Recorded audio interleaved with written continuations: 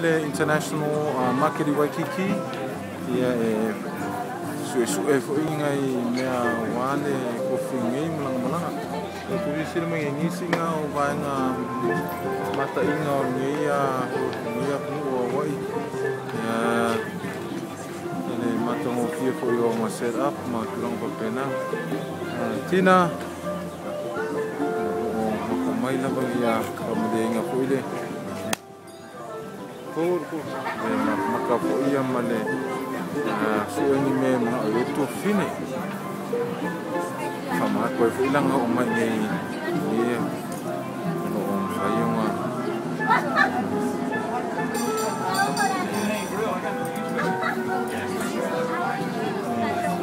site pai pran me ke mga ave oi lo angal fai fa ngai coupe fai me male ma me mga amia fa modify